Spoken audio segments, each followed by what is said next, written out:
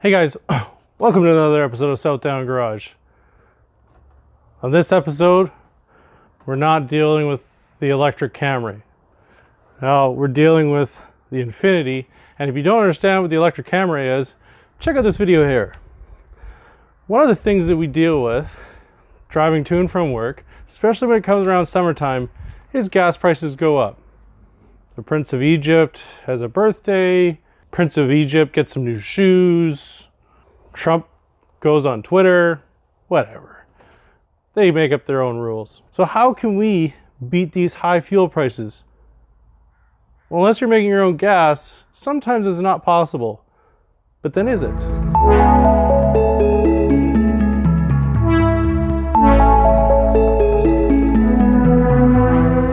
So here today are 5 tips that you can do at your home to maximize your fuel economy in your own vehicle, starting with checking your oil level. If your oil level is below the add mark, you're actually losing fuel economy. So the first thing you want to do is pull the dipstick, and oh dear, we are not at the add mark. We're actually below the add mark. But the oil is also a bit rough, so instead of topping ours up, we're actually going to change it. That's not part of this video. Moving on.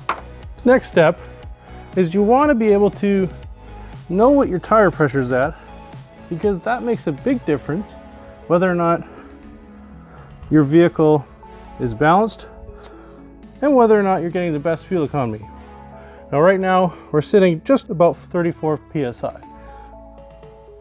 If you want to know what your manufacturer recommends for tire pressure, check on the inside of the door. You want to check all your tires to make sure that they're all the same so that you can maximize your fuel economy by having them at the recommended tire pressure level recommended by the manufacturer. Those are 2 easy ways to check your fuel economy. Third tip, and relatively easy one, is right here is your thermostat.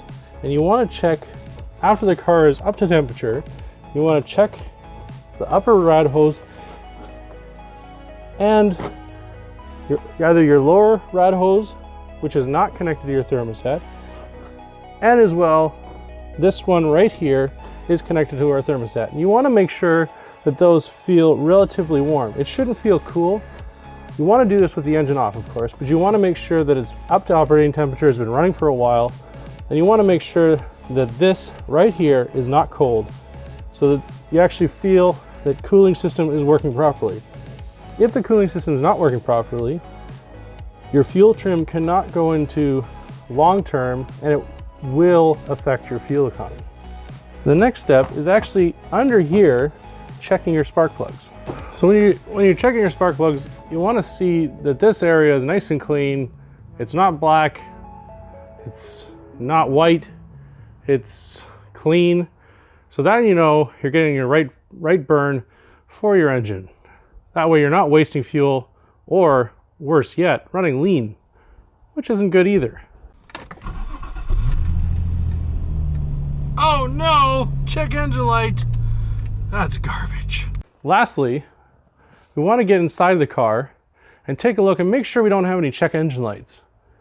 If you do have some check engine lights, you're going to need about a $50 to $100 tool to be able to plug into your car and make sure those check engine lights aren't actually anything dangerous. Number one issue of a check engine light could be if you have a bad bank 1, bank 2 upstream O2 sensor, it can affect your fuel economy greatly. Those 2 sensors have a lot to do with your fuel trim and can reduce your fuel economy by a great margin. You want to make sure those are working effectively. Next, if you've determined you do have a check engine like I do, then take out your scan tool. Most of us are not going to have something as advanced as this one right here. I just so happen to have it because I lent my little one out to a friend of mine, and I borrowed mine from another friend of mine. First, find where you need to plug in your scanner under your dash. It's potentially going to look like this. Unless you have a BMW or something more technical, it's not going to look like this. Or if it's older than OBD2. So we're going to go ahead and plug this in. Mine can be found under the dash right here. And I plugged mine in with a K20 chip. Next, turn the ignition with your key, turn the ignition to the on position, and then pull out your scanner. Now that you have your scanner into the menu mode with all your either clear codes or codes only, click on just checking your codes. Wait a minute while it initializes, and then it will give you all the codes available on your vehicle for your engine. So mine are specifically transmission related faults, which are causing my check engine light. It's because I switched to a 6-speed and I still have an automatic transmission brain in the side of the car. I can't fix that. What I do know is I don't have any engine codes relating to fuel system that would rob me of power and fuel economy, because that's what we're after today. So I can clear these, but they'll come right back. So I'm not going to do that. But if you do have these codes, you can try clearing them first and see if they come back. And if they come back, then you know the next step is to diagnose what's going on. And you can always go to a forum to find out what other people have found. But be careful. Forums, although very helpful, can cost a lot of money if you only replace parts. So ask a friend, ask a mechanic if you can't afford to take it somewhere. If someone tells you, change this sensor without any information, that's not diagnosing. I hope this video helps. I hope this video helps you beat gas prices this summer, because we all know we need to stick together to try to save money where the gas companies really don't care.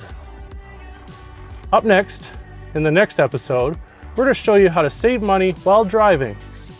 I hope you like this video, guys. If you like this video, hit that like button, hit that subscribe button, hit that bell notification so you don't miss any more content, and let us know what you thought of this series down in the comments. Let me know if you want to see what kind of mechanical things that you need to do to your car to help out get a better fuel economy. Until next time, guys, I hope you're having a great day. Take care, and we'll see you next time on Southdown Garage. Have a wonderful day.